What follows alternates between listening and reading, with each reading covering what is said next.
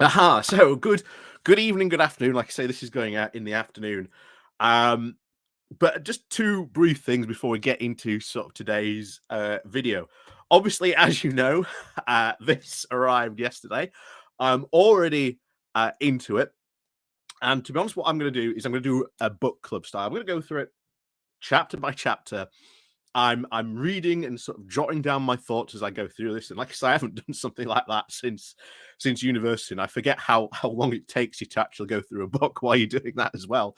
Um, so I still haven't finished the first chapter, The Rise, but already, wow, there's a ton of stuff in here I hadn't heard about, and I'm gonna love sort of talking about and discussing with you guys.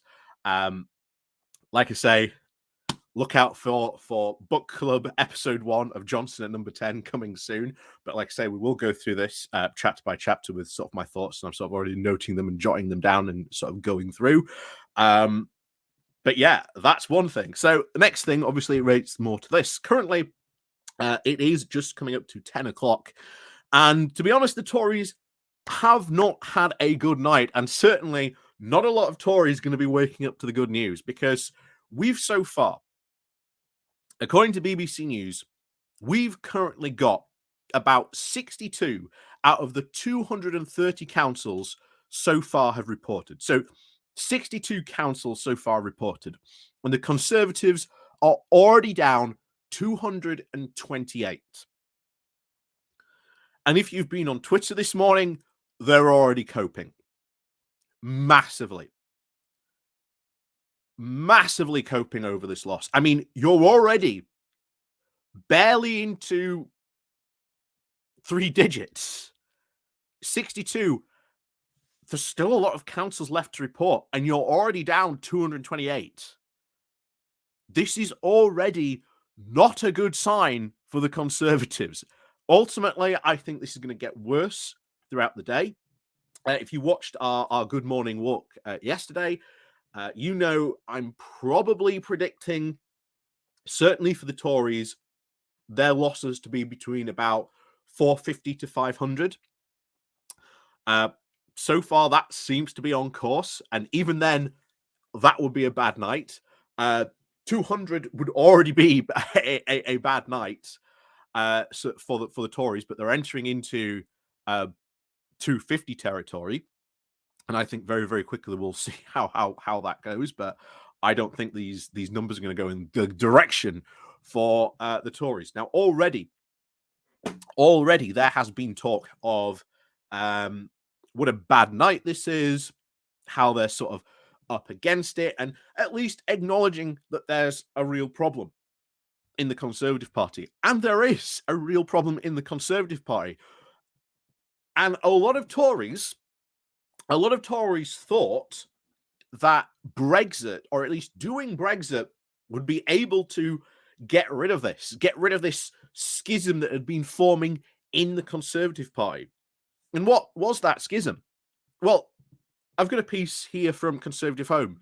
Now, we're not going to go over this piece, but just the fact you can see this piece and the fact that it is here on one of the most influential of conservative blogs in the UK speaks volumes. It speaks volumes, because this is not only the original problem for the Tories, but it's what caused Brexit. And this schism that caused Brexit hasn't gone away. It is still very, very much embedded into the Conservative Party. And what is it? It's what we've talked about all the time. This free market, free trade fundamentalism that has spread through the Conservative Party to a point where you've now got a guy from Civitas. Now, if you don't know what Civitas is, it's another think tank. Now, it used to be part of the Institute of Economic Affairs. And I know all of you should know the Institute of Economic Affairs, the free market fundamentalist think tank, pretty much responsible for all the absolutely disastrous ideas of Liz Truss. Even a lot of it from the Brexiteers, all they get, all their stuff, all their thinking comes from the Institute of Economic Affairs, the IEA. And Civitas used to be part of them, but they divorced from them because, well, they were just a little bit too libertarian for them. And that is, of course, the original problem in the Conservative Party, still is, because it always was you have those Brexiteers, the free market fundamentalists going, we do not want regulation. The government should not be in the market for regulation. They should leave it alone. Just, let the markets do what they want. There should be no regulation whatsoever. We want low taxes, low regulation. The government should do as little as possible. Small government. We've heard it all before. But then you've got the other side who is like, well, actually, no. We should be investing in the UK. We should be prioritizing investing in sort of important industries. And in this article, he mentions the steel industry.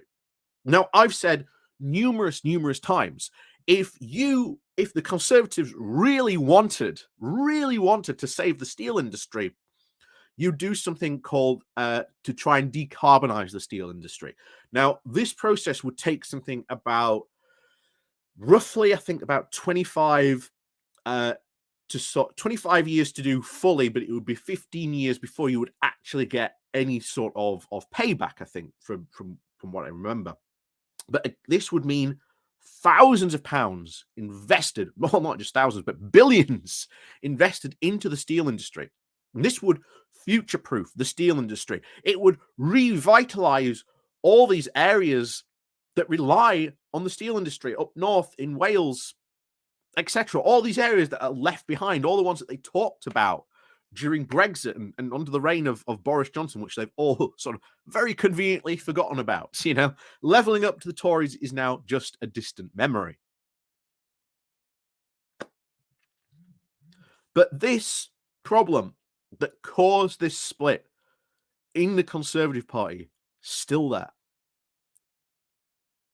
Why? Because you've got these other Tories on the other side who actually do want regulation, who understand the need for why you would have subsidies, and that maybe growth shouldn't be the be-all and end-all of every single economic argument. But this is the problem.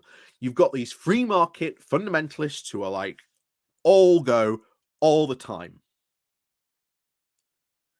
So the original split that caused Brexit, that caused this absolute chaos, the result of where the Tories are now, still there, still ongoing. You've got a piece from another think tank today, also in Conservative Home, arguing against this.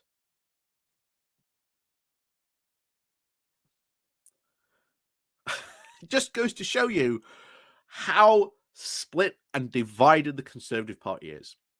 And we've said it before, and we'll say it again. People do not vote for divided parties. And the most divided party at the moment in the UK is the Conservatives. So, as always, thank you very much for joining us today. And of course, please do remember to click on the like, share, and subscribe button. And of course, as always, we'll see you all next time.